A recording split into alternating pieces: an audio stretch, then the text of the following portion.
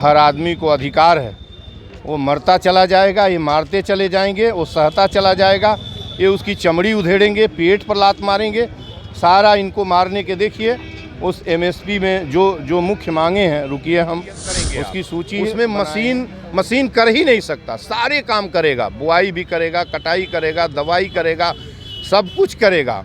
लेकिन 20% खेती का ऐसा काम है जिसमें मजदूर, जिसमें पूरे हिंदुस्तान की दिल है, दिल्ली है दिल हिंदुस्तान की।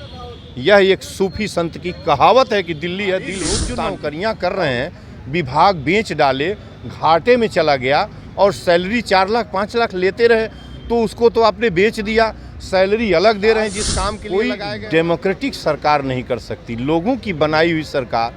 किसानों के लिए कील ठोकते हो, शर्म नहीं लगती, लज्जा नहीं आती, दर्द नहीं होता, बेदर्द हो क्या या अमनुष्यों की जाति हो क्या? किसकी जाति हो? किसानों के लिए किसी के बाप की जागीर है क्या? किसी के बाप की दिल्ली है क्या कि कील ठोकोगे? जिसने जो अनाज पैदा करके इस मुल्क को जिंदा रखता है, उसके एंट्री पर दिल्ली में वो क्या लेके आ रहा था? क्या मशीन गन लेके आ रहा था? क्या आपको मारने आ रहा था? जय हिंद, आप देख रहे हैं एबीसी हिंदुस्तान और मैं हूं कुमार बबलू। तो साथियों, मैं बता दूं, लगातार किसान आंदोलन कर रहे हैं, दिल्ली की तरफ कूच कर रहे हैं, लेकिन उनको रोकने के लिए तमाम प्रयास किए जा रहे हैं। कहीं उन पे बारिश की जा रही है, तो कहीं कील लगाकर, तो कहीं दीवार चलाकर उन्हें रोकने का पूरा प्रयास किया जा रहा है।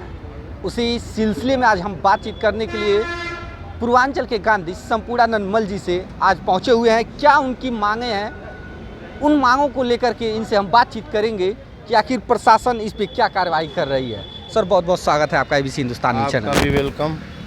और देखिए, किसानों को जो किसान आंदोलन ये हो रहा है, दूसरी बार किसान आंदोलन हो रहा है जी। और इसको दूसरी बार नहीं, मैं पहली बार कहता हूँ, इसलिए कि जो पहला आंदोलन था वह नरेंद्र मोदी के 3 काले कानून, जो किसानों को ठेकेदारों के अधीन जो है बधुआ बना रहे थे, पैसा देकर कॉन्ट्रेक्चुअल खेती एक तरीके से करवाने की उनकी योजना थी। न जाने कितना प्रोडक्शन बढ़ाना चाह रहे थे, क्या करना चाह रहे थे मैं नहीं कह सकता, लेकिन उसका विरोध लोग किसान किए थे और लंबा चला था, वो बरसों आंदोलन चला था और उसको जो है इनको स्वतः खारिज करना पड़ा था, अपना काला कानून रद्द करना पड़ा था। ये पहला आंदोलन है। किसान 13 मांगों को लेकर 13 फरवरी से दिल्ली के तरफ, दिल्ली में सत्याग्रह कर रहे हैं, धरने प्रदर्शन कर रहे हैं। लेकिन दिल्ली में एंट्री जिस तरीके से रोकी गई थी, सरकार ने रोका था, ये कोई डेमोक्रेटिक सरकार नहीं कर सकती। लोगों की बनाई हुई सरकार, किसानों के लिए कील ठोकते हो, शर्म नहीं लगती, लज्जा नहीं आती, दर्द नहीं होता, बेदर्द हो क्या या अमनुष्यों की जाति हो क्या? किसकी जाति हो?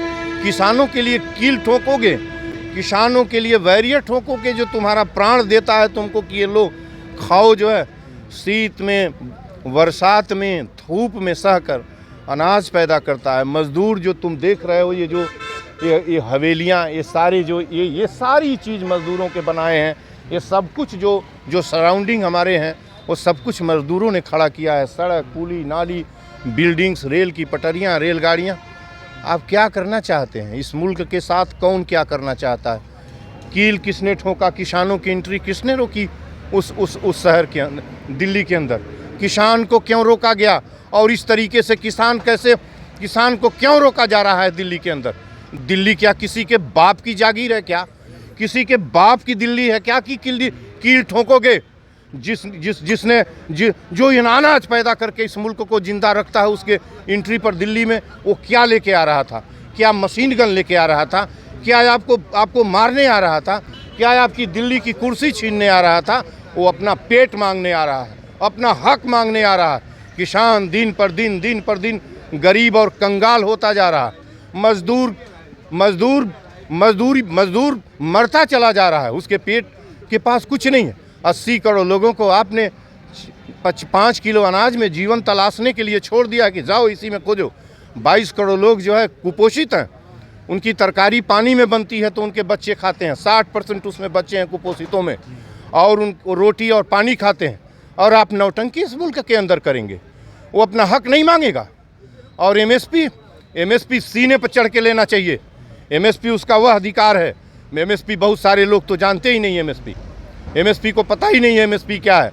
लेकिन जो भी कुछ पता है, जो भी उनके अगुआ नेता बताने की कोशिश कर रहे हैं, उसको सरकार किसकी है? सरकार हमारी है। सरकार के नुमाइंदे हमारे ही घर के परिवार के लोग हैं, और सरकार कानून के हिसाब से काम करती है। सरकार फिर कील कांटा और एक रोकने की कोशिश क्यों कर रही है? जो 13 सूत्री मांगों में जो महत्वपूर्ण मांगे हैं, उनकी बहुत सारी मांगे हैं। मैं आपको उन मांगों को ही पढ़ के सुनाता हूँ जी। मेरे पास उन मांगों की सूची है। तो जो 13 सूत्री मांगे हैं किसानों की, वो 13 सूत्री मांगों को पूर्वांचल के गांधी संपूर्णानंद मल जी आपके समक्ष रखेंगे। बड़े ही ध्यान से इसे सुनिएगा और समझिएगा। मैं 13 सूत्री मांगों को रखता हूं, और ऐसा इस देश को इन लोगों ने बना दिया कि जिसका कोई हिसाब नहीं है। ऐसे देश चलेगा? आप उनकी मांगों को दीजिए। अब अभी बताता हूं एमएसपी का गणित क्या है और ये लोग कहाँ ले जाना चाहते हैं इस देश को। हर आदमी को अधिकार है, वो मरता चला जाएगा, ये मारते चले जाएंगे, वो सहता चला जाएगा, ये उसकी चमड़ी उधेड़ेंगे, पेट पर लात मारेंगे, सारा इनको मारने के। देखिए उस एमएसपी में जो मुख्य मांगे हैं, रुकिए हम उसकी सूची बनाए हैं कि क्या क्या मांग है। 13 सूत्री मांगे हैं उसमें। देखिए एमएसपी की गारंटी हो, ठीक। दूसरा है किसान मजदूर का जो कर्ज है वो माफ़ कर दिया जाए। लखीमपुर के दोषियों को, जो सत्ता में जो डिप्टी मिनिस्टर था उसका जो कौन टेनी है कि कौन है, उसके लड़के ने किस तरीके से गाड़ी ट्रैक्टर दौड़ा के उसने कुचल दिया किसानों के ऊपर। ऐसे तो लोग हैं कि क्रिमिनल सदनों में बैठ रहे हैं, और उसके बाद भी आप जो है तीसरी चौथी मांगे थी कि किसान मजदूर को पेंशन दें, भूमि अधिग्रहण 2013 के कानून को रद्द करें, 200 दिन का रोजगार सुनिश्चित करें, डब्ल्यूटीओ के अधीन जो काम हो रहा है उसको नष्ट करें, विद्युत संशोधन बिल 2020 को समाप्त करें, पहले किसान जो आंदोलन में मरने वाले लोग हों उनको मुआवजा और उनके घर के किसी व्यक्ति को नौकरी दें, खराब बीज खाद पेस्टिसाइड बेचने वाली कंपनियों को जब्त करें, मसालों पर राष्ट्रीय नीति बनाएं, आदिवासियों की ज़मीनें ज़बरदस्ती कब्जे में न लें, और किसान आंदोलन जो है किसान और मजदूर को पेंशन दे। 13 सूत्री मांग ये किसानों की है। और जो एमएसपी है वो अवश्य ही बहुत ही कॉम्प्लिकेटेड है, इसमें दो राय नहीं है।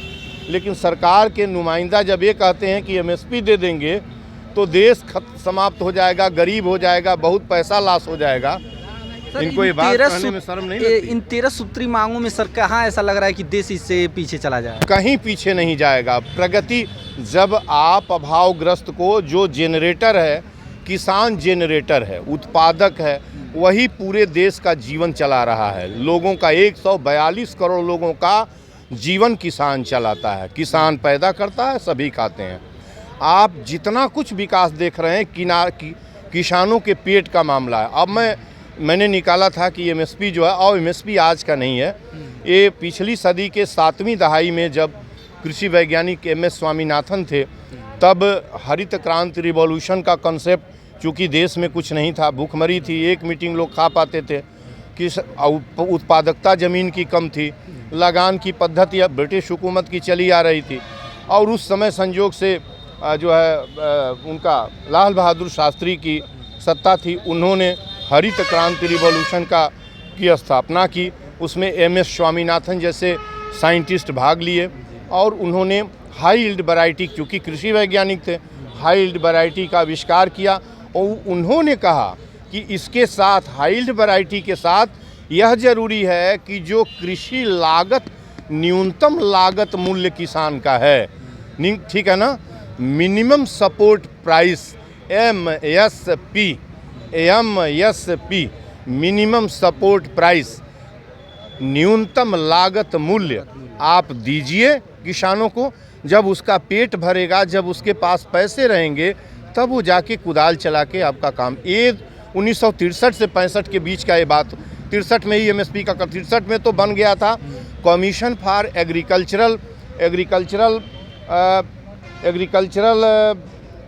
Cast and prices, commission for agricultural cost and prices, कृषि लागत एवं मूल्य आयोग, कृषि लागत एवं मूल्य आयोग 63 में बन गया। वह कंसेप्ट बेसिकली यही था, मिनिमम ये जो एमएसपी का कंसेप्ट था।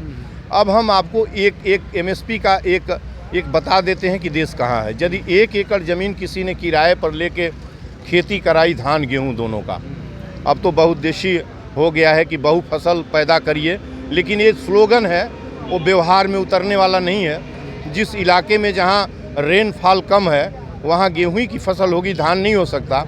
और कहीं धान होना है, कहीं गेहूं नहीं होना है, सरसों की फसल और जो है ऐसी तिलहनी फसलें जहाँ बहुत ज़्यादा बाढ़ की स्थिति बनी हो वहाँ नहीं हो सकती।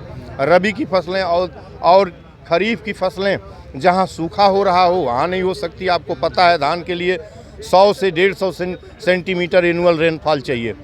तो 1 एकड़ खेत में यदि कृषि आप कराते हैं धान गेहूं मिलकर तो 70,000 रुपये लागत आएगा।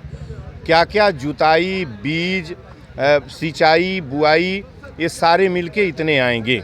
और धान गेहूं मिलके यदि 15 और 18 कुंटल हम प्रोडक्शन मान लें, 70 केजी 80 केजी मान लें, तो ये दोनों मिलके उतना ही देगा। 21, साढ़े 21 रुपये का जो अभी रेट है सरकारी रेट, उस पर हम रख लें तो किसान के हिस्से में कुछ भी नहीं बचा, 1 पैसे नहीं बचा। अब 1 एकड़ ज़मीन पर साल भर यदि एक आदमी, उसको रहना ही रहना है।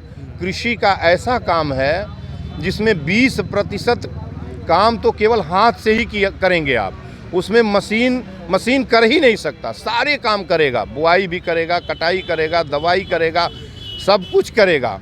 लेकिन 20% खेती का ऐसा काम है जिसमें आदमी की ज़रूरत होगी।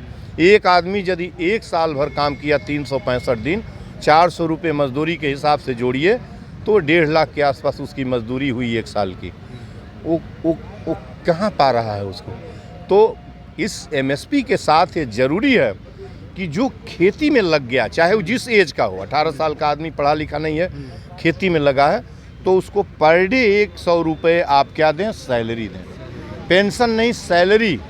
50 साल तक उसको 3,000 रुपये प्रति माह का पेंशन दें। सारे लोग जो नौकरियां कर रहे हैं, विभाग बेच डाले, घाटे में चला गया और सैलरी 4 लाख 5 लाख लेते रहे, तो उसको तो आपने बेच दिया, सैलरी अलग दे रहे हैं। जिस काम के लिए लगाए गए वहाँ काम अब नहीं हो रहा है। किसान उत्पादन कर रहा है, उसके पेट में कुछ नहीं है, आप उसकी सैलरी कहाँ गई? वो जबकि एमएसपी में जब एमएसपी का कॉन्सेप्ट गढ़ा गया था तो ये गढ़ा गया था कि 1.5 गुना कृषि लागत मूल्य का 1.5 गुना रेट रखा जाएगा, एमएसपी 1.5 गुने रखी जाएगी। यह कॉन्सेप्ट था एमएसपी का। लेकिन हमको सब सर्वाधिक आपत्ति यह है कि सरकार शक्ति का बल का प्रयोग क्यों करती है, किसके साथ बल का प्रयोग करती है? सरकार क्या समझती है कि ये सत्ता उनके किसका है? वो सत्ता को हमने उनको भेजा है बना के ना। हाथ जोड़ के उन्होंने वोट मांगा था, तब कहा था कि हम सेवा करेंगे आपकी। हमारे पीठ पर जब वो चाबुक बजा रहे हैं, कर की चाबुक पेट और पीठ पर बजा रहे हैं, तो हमारी सेवा हो रही है कि सजा हो रही है? पहले ये तय कर लीजिए। तो इन बेईमानों को, ये जो तथाकथित लोग हैं, सदनों में बैठकर कानून आप बनाएंगे, हमारी चमड़ी उधेड़ेंगे और ये डेमोक्रेसी और कॉन्स्टिट्यूशन की बात करेंगे। डेमोक्रेसी और कॉन्स्टिट्यूशन रखी जा रही है, कील कांटे ठोक रहे हैं रास्तों के अंदर। किसान नहीं जाएगा, आपका कौन जाएगा दिल्ली के अंदर? दिल्ली के आपकी जागीर है क्या? दिल्ली, प्रत्येक हिंदुस्तानी का हक दिल्ली पर बराबर उतना ही है जितना आपका है। और दिल्ली पूरे हिंदुस्तान की दिल है, दिल्ली है दिल हिंदुस्तान की। यह एक सूफी संत की कहावत है कि दिल्ली है दिल हिंदुस्तान की, और उसमें आप किसानों को ही नहीं घुसने दे रहे हैं और अंड बंड बोल रहे हैं, एसी लेके चल रहे हैं, ट्रैक्टर पर टीवी लगा के चल रहे हैं। टीवी आप ही देखेंगे, ये जहाज़ पर आप उड़ेंगे, किसान टीवी भी नहीं देख सकता। किसान अच्छी गाड़ी पर चल भी नहीं सकता। किसान बुलेट कोई, हमने तो अपने जीवन में नहीं देखा कि कोई किसान कुदाल चलाने वाला। हम किसान के बेटे हैं और किसान हैं।